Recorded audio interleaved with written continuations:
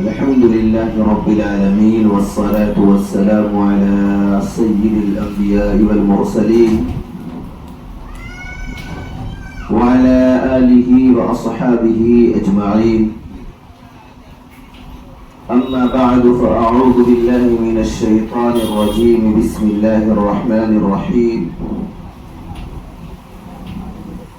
استغفروا ربكم إنه كان غفارا يرسل السماء عليكم مدرارا ويمددكم بأموال وبنين ويجعل لكم جنات ويجعل لكم أنهارا ما لكم لا ترجون لله وقارا وقد خلقكم أطوارا. صدق الله المولانا العظيم وصدق رسوله النبي الأمين المتين الكريم ونحن على ذلك لمن الشاهدين والشاكرين والحمد لله رب العالمين. عزیزان گرامی، قابل احترام حاضرین مجلس، میری پردہ نشین ماں اور بہنوں، السلام علیکم ورحمۃ اللہ وبرکاتہ. عزیزان گرامی، اللہ جل جلالہ عما نوالہ کا بے انتہا فضل ہوا، اس کا کرم ہوا کہ اس نے ہمیں ایسے نبی کا امتی بنایا کہ جس نبی کے انگلی مبارک کے اشارے سے چاند کے دو ٹکڑے ہو جاتے، جس نبی کا کھلونا چاند تھا، ایسے محبوب نبی کا امتی ہم سب لوگوں کو بنایا. اور اللہ کا بڑا فضل یہ ہوا کہ اللہ پاک نے 1,24,000 انبیاء علیہ السلام کو وہ عظمت و مرتبہ عطا نہیں فرمایا جو ہم سب کے آقا جناب محمد عربی صلی اللہ علیہ وسلم کو عطا فرمایا. عزیزان گرامی، ہم سب کے آقا جناب محمد رسول اللہ صلی اللہ علیہ وسلم 1,24,000 انبیاء علیہ السلام کی امامت کا اللہ پاک نے ان کو وہ مقام عطا فرمایا کہ سارے نبی آدم علیہ السلام سے لے کر کے حضرت عیسیٰ علی نبینا علیہ السلام تک سارے نبی مقتدی ہیں، اور ہم سب کے آقا جناب محمد رسول اللہ صلی اللہ علیہ وسلم امام ہیں. اللہ جل جلالہ عما نوالہ کو اگر اپنے پیارے محبوب ہم سب کے آقا جناب محمد عربی صلی اللہ علیہ وسلم کو اس دنیا کے اندر نہ بھیجنا ہوتا تو یہ دنیا کا نظام کو بھی اللہ پاک کو بنانے کی کوئی بھی ضرورت نہیں تھی. عزیزان گرامی، اور اسی محبوب نبی پر اللہ پاک نے اپنی خاص کتاب جو آسمانی ساری کتابوں سے افضل ہے، وہ کتاب اپنے پیارے محبوب ہم سب کے آقا جناب محمد عربی صلی اللہ علیہ وسلم کو عطا فرمایا. اور اس کتاب کے اندر آدم علی نبینا علیہ السلام سے لے کر کے صبح قیامت تک آنے والے ہر انسان کے لیے رہنمائی ہے. زندگی گزارنے کا طریقہ شعور اس کتاب کے اندر ہے.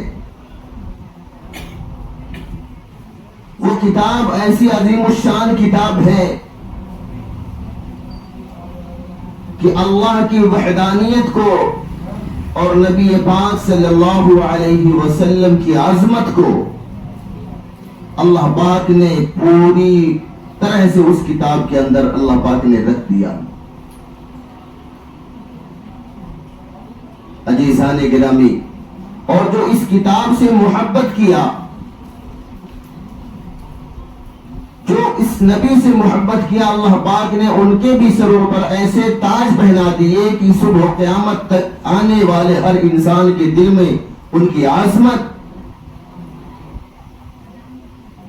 ان کی محبت رہے گی. آئیے اسی نبی کی شایان شان میں ایک مرتبہ درود پاک پڑھ لیں. اللہم صلی علی محمد وعلی آل محمد کما صلیت علی ابراہیم وعلی آل ابراہیم انک حمید مجید. اللہم بارک علی محمد وعلی آل محمد کما بارکت علی ابراہیم وعلی آل ابراہیم انک حمید مجید. عزیزان گرامی، ایک بہت بڑے امام گزرے جن کا نام امام احمد بن حنبل ہے رحمت اللہ علیہ. انہوں نے ایک کتاب حدیث کی بہت بڑی معتبر کتاب لکھی ہے جس کتاب کا نام ہے مسند احمد. اس کتاب کے اندر امام احمد رحمت اللہ علیہ فرماتے ہیں 4000 حدیثیں لکھی ہیں اور وہ کہتے ہیں کہ میں کوئی حدیث فزت برب کعبہ، رب کعبہ کی قسم، کوئی بھی حدیث اس کے اندر میں نے ایسی نہیں لکھی جس حدیث پر میں عمل نہ کیا ہوں.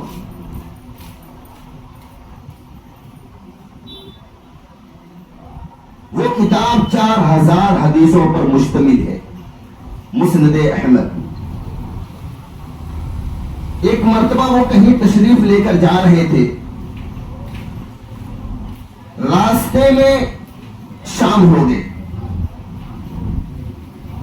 تو اس جگہ پر چھوٹی سی ایک مسجد تھی. امام احمد بن حنبل رحمت اللہ علیہ سوچے کہ اس مسجد کے اندر جاؤں اور میں آرام کر لوں، رات گزر جائے گی، صبح ہوگی، فجر کی نماز کے بعد، اسراف کی نماز ادا کرنے کے بعد میں پھر اپنے راستے پر نکل جاؤں گا، اپنی مقام پر چلا جاؤں گا. امام احمد بن حنبل رحمت اللہ علیہ اس مسجد میں پہنچتے ہیں. عشاء کی نماز سے فراغت ہونے کے بعد مسجد میں آرام کرنے لگتے ہیں تو اس مسجد کے جو خادم تھے، مؤذن تھے، وہ آئے اور بولے بھائی آپ مسجد میں نہیں رہ سکتے کیونکہ مسجد میں کسی کو رکنے کی اجازت نہیں ہے. امام احمد بن حنبل رحمت اللہ علیہ کو وہ مؤذن و خادم نہیں پہچانتا تھا کہ اتنے بڑے امام ہیں، نہیں ان کو معلوم تھا. امام احمد بن حنبل رحمت اللہ علیہ اس جگہ سے اٹھتے ہیں، اپنے بستر کو سمیٹتے ہیں، صحن میں آ جاتے ہیں مسجد کے، وہاں پر بستر کو لگا کر آرام کرتے ہیں. اور وہ خادم صاحب سمجھے کہ یہ تو چلے گئے، یہ کوئی مسافر تھے، وہ وہاں پہ جا کے آرام کرنے لگے. اچانک خادم صاحب کی آدھی رات میں نیند کھلتی ہے. جو مؤذن تھے اس مسجد کے، ان کی آدھی رات میں آنکھ کھلی اور وہ جب مسجد کے صحن میں آتے تو دیکھتے کہ وہی بندہ، وہی مسافر یہاں پر سو رہا ہے. وہ خادم کو غصہ آیا اور انہوں نے جا کر کے امام احمد بن حنبل رحمت اللہ علیہ کے دونوں پیر کو پکڑتا ہے اور گھسیٹتا ہوا مسجد سے باہر نکالتا. بولتا میں نے منع کیا تھا نا تم کو، مسجد میں سونے کی اجازت نہیں ہے، میں نے منع کیا وہاں سے، تو آپ صحن میں آ کے سو گئے. کتابوں میں لکھا ہے کہ امام احمد بن حنبل رحمت اللہ علیہ کو وہ بانی، وہ خادم صاحب گھسیٹ کے پیر دونوں پکڑ کر کے مسجد کے باہر کر دیے. امام احمد بن حنبل رحمت اللہ علیہ مسجد کے باہر بیٹھے، اب تو نیند ختم ہو گئی. کسی کو اس طریقے سے اگر گھسیٹ کر کے اس کو باہر نکالا جائے اس کے دل پہ کیا گزرے گی. لیکن یہ اللہ کے اتنے بڑے ولی تھے، اللہ پاک نے ان کو وقت کا امام بنا دیا اور ایسا کام لیا کہ ایک معتبر مسند احمد ایک کتاب ہے جس کے اندر 4000 حدیثیں لکھی ہوئی ہے. وہ شخص نہیں پہچان رہا تھا کہ یہ امام اس وقت کے بہت بڑے امام تھے، وہ نہیں پہچانے کہ یہ امام احمد بن حنبل رحمت اللہ علیہ ہیں. بیٹھے تھے، سامنے ایک روٹی بنا رہا تھا، تندور، مسجد کے باہر بیٹھے ہوئے گھسیٹ کے ان کو کر دیا اور یہ بیٹھے ہوئے. سامنے ایک دکان تھی، وہاں پہ ایک تندور بنانے والا، نان بائی جس کو کہتے ہیں، وہ بنا رہا تھا. اس نے دیکھا کہ یار یہ مسافر آدمی ہے، شکل سے بڑا شریف معلوم ہوتا ہے، چہرے سے نورانیت ٹپک رہی ہے، اور خادم صاحب نے مسجد سے گھسیٹ کر کے اس کو باہر نکال دیا ہے. اب رات کا زیادہ وقت ہے، ابھی کہاں جائیں گے؟ اس نان بھائی نے آواز لگائی، او بھائی ادھر آئیے. امام احمد بن حنبل رحمۃ اللہ علیہ جب اس کے پاس جاتے ہیں تو وہ نان بھائی کہتا ہے بھائی دیکھو آپ تو شکل سے بڑے اچھے معلوم ہوتے ہو, بڑے شریف لگتے ہو, آپ ایک کام کیجئے میری چارپائی ہے, اس چارپائی پر آپ رات گزار لیں اور میں تو جاگ کر کے روٹی بناتا ہوں, میں روٹی بناتا رہوں گا, تندوری بناتا رہوں گا. امام احمد بن حنبل رحمۃ اللہ علیہ اس نان بائی کی چارپائی پر آرام کرنے لگے, لیکن نیند نہیں آ رہی اور یہ نان بائی روٹی بنا رہا اور استغفر اللہ استغفر اللہ استغفر اللہ پڑھنے لگا. اس کے ہر کلام پر استغفر اللہ, کوئی کام کرے استغفر اللہ, روٹی بنا کے تندور کے اندر ڈالے استغفر اللہ. امام احمد بن حنبل رحمۃ اللہ علیہ سنتے سنتے برداشت نہیں کر پائے. انہوں نے پوچھا بھائی یہ استغفر اللہ کیا ہے؟ بولے بھائی یہ میرا معمول ہے, یہ میرا معمول ہے. استغفر اللہ ایک ایسا عمل ہے کہ یہ ساری دکانیں جو ہے میں نے اسی کے برکت سے خریدی ہے. میری بیوی بھی استغفر اللہ کی برکت ہے, میرے بچے بھی استغفر اللہ کی برکت ہے, میرے بچوں کی شادیاں بھی استغفر اللہ کی برکت ہے, میرے پاس عیش و عشرت کے سامان ہے استغفر اللہ کی برکت ہے. اللہ پاک کہتا ہے استغفار پڑھ کے جو بھی مجھ سے مانگ میں تجھے دے دوں گا. پیسے کی ضرورت ہے پیسہ دوں گا, اور شہرت کی ضرورت ہے شہرت دوں گا, اور صحت یابی کی ضرورت ہے میں صحت یاب کر دوں گا, طاقت کی ضرورت ہے میں طاقت دوں گا, گاڑی کو بھی بنگلہ چاہیے وہ بھی میں عطا کروں گا. اس نان بھائی کو بھی نہیں معلوم تھا کہ یہ امام احمد بن حنبل رحمۃ اللہ علیہ. انہوں نے کہا ہاں یہ تو بات آپ صحیح کہتے ہیں کہ استغفار پڑھنے سے اللہ پاک سے جو بھی مانگو اللہ پاک عطا کر دیتا ہے. امام احمد بن حنبل رحمۃ اللہ علیہ فرمانے لگے میرے بھائی آپ یہ بتلا دیں کہ اللہ پاک نے آپ کی کوئی ایسی بھی دعا ہے جو قبول نہیں کی؟ انہوں نے کہا ہاں بھائی ایک دعا ہے, ورنہ میں نے استغفار سے سب کچھ حاصل کر لیا, لیکن ایک دعا میری قبول نہیں ہو رہی ہے. انہوں نے کہا کون سی دعا ہے؟ وہ نان بھائی کہنے لگا کہ آج کے دور کے جو سب سے بڑے امام ہیں امام احمد بن حنبل رحمۃ اللہ علیہ, میں ان سے ملنے کی خواہش کرتا ہوں لیکن ملاقات نہیں ہو پاتی, میں کبھی دیکھا نہیں ان کو. امام احمد بن حنبل رحمۃ اللہ علیہ کی آنکھوں سے اشک جاری ہو گئے, کھڑے ہو گئے اور اس نان بھائی کے ہاتھ کو پکڑ لیا اور کہا بھائی تیری دعا قبول ہو گئی. اللہ پاک نہ سب کو ہاتھ پکڑ کر کے بھیجتا ہے, میرے تو تمہاری استغفار اتنی پاورفل تھی کہ اللہ پاک نے میرے پیر کو پکڑ کر گھسڑا کے تیرے پاس پہنچوا دیا. میں امام احمد بن حنبل رحمۃ اللہ, میں امام احمد بن حنبل ہوں, اللہ نے تیری یہ بھی دعا قبول کر لی ہے. ہاتھ پکڑ کر لے کے جاتے ہوئے میں نے دیکھا, لیکن ٹانگ پکڑ کر گھسیٹ کے پہنچاتے ہوئے میں نے نہیں دیکھا. تیرے استغفار میں اتنی برکت ہے. عزیزان گرامی, سب سے زیادہ جو ہے اللہ کی ذات پر یقین کرنا, اللہ کی ذات پر یقین کرنا سب سے بڑی بات ہے. عزیزان گرامی, اللہ کے رسول صلی اللہ علیہ وسلم کے اوپر جو کتاب نازل ہوئی, اس کتاب کے اندر اللہ پاک نے قرآن مقدس کے اندر یہ اعلان فرما دیا استغفروا ربکم استغفروا ربکم, یا استغفار پڑھو, انہ کان غفارا ویمددکم باموال وبنین ویجعل لکم جنات ویجعل لکم انہارا ما لکم لا ترجون للہ وقارا وقد خلقکم اتوارا. اللہ پاک کہتے ہیں کہ استغفار پڑھ کے تو کچھ بھی مانگ لے, میں بارش بھی برسانے پر قادر ہوں, میں اولاد دینے پر بھی قادر ہوں, میں زمین کے سینے کو چیر کر کے اناج اور غلے دینے پر بھی قادر ہوں, میں پھل اور پھول پر درختوں کے اوپر پھل اور پھول بھی دینے پر قادر ہوں. تو استغفار پڑھ کے مجھ سے جو چاہے مانگنا چاہے حاصل کرنا چاہے وہ حاصل کر سکتا ہے. ان اللہ علی کل شیء قدیر, تیرا اور میرا رب یہ کہتا ہے کہ میں ہر چیز پر قدرت رکھتا ہوں. بیماروں کو شفا دینا اللہ پاک کہتے میرا کام ہے، اور تندرست کو بیمار کرنا میرا کام ہے۔ بیماری بھی دینے والا اللہ ہے اور شفا بھی دینے والا اللہ ہے، عزت اور ذلت بھی دینے والا اللہ ہے، دعاؤں کو قبول کرنے والی ذات بھی اللہ کی ہے۔ عزیزان گرامی، ایک اللہ کے پیارے رسول صلی اللہ علیہ وسلم کے صحابہ، بڑے پیارے صحابہ ہیں،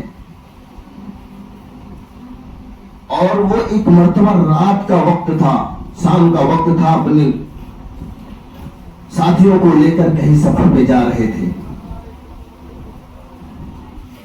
سفر پہ جاتے جاتے پہلے ایسا ہوتا تھا کہ جب سفر پہ آدمی نکلتا تھا، جہاں شام ہوتی تھی وہیں پہ پڑاؤ ڈالتے تھے، اور سامنے اطراف میں جو گاؤں وغیرہ ہوتے تھے وہاں سے کچھ کھانے پینے کی چیزیں آتی تھی، یہ کھا پی لیتے تھے، اور رات میں آرام کر کے صبح پھر فجر کی نماز، اسراء کی نماز کے بعد نکل جاتے تھے۔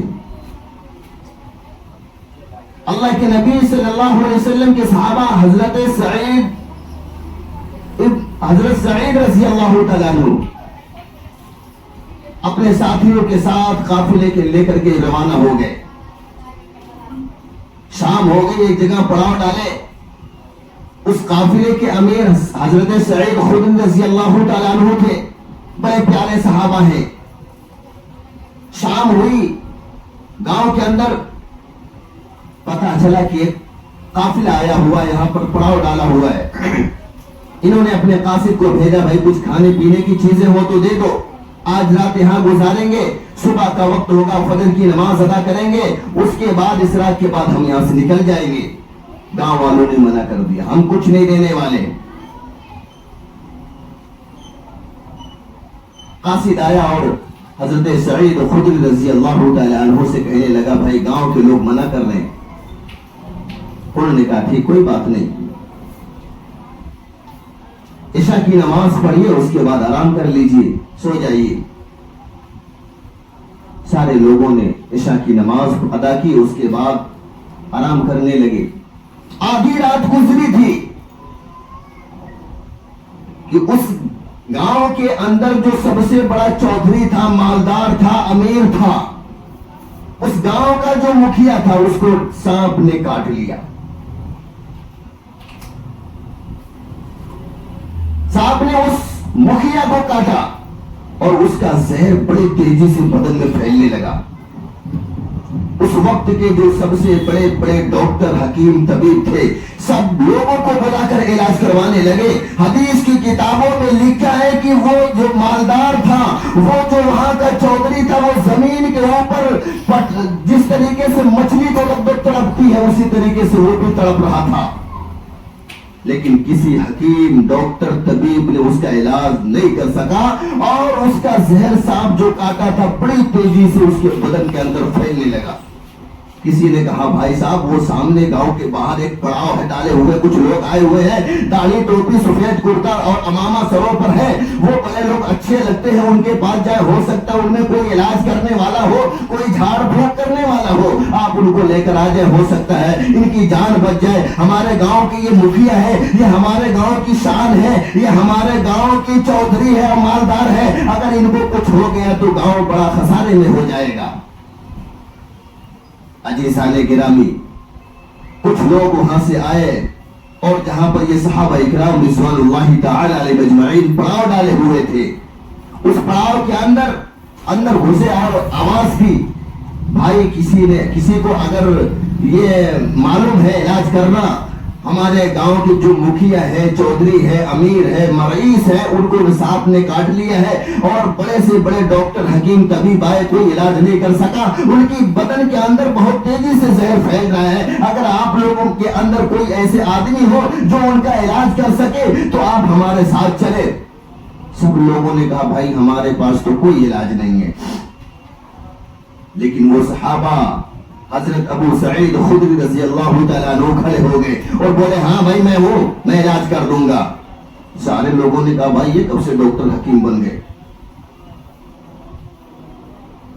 حضرت سعید خدری رضی اللہ تعالیٰ عنہ فرمانے لگے ہاں میں علاج کر دوں گا. وہ کہنے لگے بھائی چلو میرے ساتھ جلدی. وہ حضرت سعید رضی اللہ تعالیٰ عنہ اس آدمی کے ساتھ وہ گاؤں کے اندر گئے اور جب وہاں پر گئے تو دیکھے سانپ اس کو واقعی میں کاٹا ہوا ہے اور اس کے بدن میں بہت تیزی سے زہر پھیل رہا ہے. سب لوگوں نے کہا بھائی جلدی سے علاج شروع کر دیں. انہوں نے کہا نہیں. حضرت سعید خدری رضی اللہ تعالیٰ عنہ فرمانے لگے نہیں، آپ کو معلوم ہے ہم نے عشاء سے پہلے آپ کے پاس اپنا قاصد بھیجا تھا کہ کچھ کھانے پینے کی چیزیں ہو تو عطا کر دیں، دے دیں. آپ نے نہیں دیا. گاؤں والوں نے کہا بھائی ارے بہت کچھ دے دیں گے، جو بولو گے وہ عطا کریں گے، وہ دیں گے، آپ علاج چالو کر دو. انہوں نے کہا نہیں. کیا چاہیے آپ کو؟ بولے ہم کو 40 بکرا چاہیے. حدیث کی کتابوں میں لکھا 40 بکرا، کہیں پر 20 لکھا ہوا ہے. انہوں نے کہا ٹھیک ہے ہم 40 بکرے دے دیں گے. حدیث کی کتابوں میں لکھا ہے کہ حضرت ابو سعید خدری رضی اللہ تعالیٰ عنہ اپنے ہاتھ کو اس جگہ پر رکھتے ہیں جہاں پر سانپ نے کاٹا تھا اور فرمانے لگے میرے محبوب جناب محمد عربی صلی اللہ علیہ وسلم نے فرمایا یہ بیماروں کے لیے شفا ہے. اس کے بعد اس جگہ پر اپنے ہاتھ کو رکھا اور سورہ فاتحہ پڑھنا شروع کر دیا. الحمدللہ رب العالمین الرحمن الرحیم مالک یوم الدین ایاک نعبد و ایاک نستعین اهدنا الصراط المستقیم صراط الذین انعمت علیہم غیر المغضوب علیہم ولا الضالین. آمین. حدیث کی کتابوں میں لکھا ہے کہ ولا الضالین تک امام حضرت ابو سعید خدری رضی اللہ تعالیٰ عنہ نہیں پہنچے تھے اور جب ولدالین ہوا اس گاؤں کے چودھری کے بدن سے سارے زہر ختم ہو گئے، بالکل ٹھیک ہو گیا. تڑپنا اس کا وہ درد کے عالم میں جو مچھلی کی طرح تڑپ رہا تھا سب ختم ہو گیا. اور حدیث کی کتابوں میں لکھا ہے کہ یہ بھی نہیں پتا چلا جس جگہ پہ سانپ کاٹا تھا وہ جگہ نشان بھی نہیں. حضرت ابو سعید خدری رضی اللہ تعالیٰ عنہ 40 بکرے کو لیتے ہیں اور اپنے پڑاؤ میں پہنچ جاتے ہیں، اپنے دوستوں کے پاس پہنچ جاتے ہیں. آنے کے بعد پتا چلتا ہے سارے دوست جو تھے وہ بڑے واہ واہ واہ واہ یار سعید تو نے بہت اچھا کام کیا، لاؤ چھری لاؤ کاٹے ذبح کرے بنائے. حضرت سعید خدری رضی اللہ تعالیٰ عنہ نے فرمایا نہیں میرے بھائی نہیں، اس کو ابھی اسی وقت لو. اور اللہ کے پیارے رسول صلی اللہ علیہ وسلم کی عدالت میں پہنچتے ہیں. اللہ کے رسول سے پوچھیں گے یہ جائز ہمارے لیے یا ناجائز ہے. سارے لوگوں نے اپنے پڑاؤ سے اٹھے اور وہ بکرے کو لے کر اللہ کے رسول صلی اللہ علیہ وسلم کی خدمت اقدس میں پہنچتے ہیں اور کہتے ہیں کہ اللہ کے رسول صلی اللہ علیہ وسلم ہم سفر پر جا رہے تھے. سارے واقعہ بتائے کہ وہاں پہ پڑاؤ ڈالے اور پڑاؤ ڈالنے کے بعد ہم نے گاؤں کے اندر ایک قاصد کو بھیجا اور وہ قاصد گیا گاؤں والوں کے پاس گیا اور کہنے لگا کچھ کھانے پینے کا انتظام کر دو. گاؤں والوں نے صاف منع کر دیا. اس کے بعد ہم لوگوں نے عشاء کی نماز پڑھنے کے بعد سو گئے. آدھی رات گزری تھی کہ گاؤں کے کچھ لوگ ہمارے پاس آئے اور کہنے لگے گاؤں کا جو مالدار ہے، گاؤں کا جو سب سے بڑا رئیس ہے، گاؤں کا جو مکھیا اس کو سانپ نے ڈس لیا ہے اور بڑے سے بڑے حکیم طبیب اور بڑے سے بڑے ڈاکٹر اس کا علاج کر رہے ہیں لیکن کوئی علاج نہیں کر پا رہا. اور اس کی بدن میں وہ سانپ کا زہر بڑی تیزی سے پھیل رہا ہے. زمین کے اوپر جس طریقے سے مچھلی کو رکھ دو مچھلی تڑپتی ہے اس طریقے سے وہ تڑپ رہے ہیں. اگر کسی کے آپ لوگوں میں کوئی ایسا ہو شخص جو اس کا علاج کر سکے وہ ہمارے ساتھ چلے، ورنہ ہمارے گاؤں کی شان اور عزت سب مٹی میں مل جائے گی. ہمارے گاؤں کے جو مالدار ہیں ان سے ہم کو ہاتھ دھونا پڑے گا. حضرت سعید خدری رضی اللہ تعالیٰ عنہ فرماتے ہیں کہ میں بولا کہ میں تیار ہوں، میں علاج کر سکتا ہوں. وہ میں ان لوگوں کے ساتھ گیا اور میں نے اس جگہ پر ہاتھ رکھا اور میں نے سورہ فاتحہ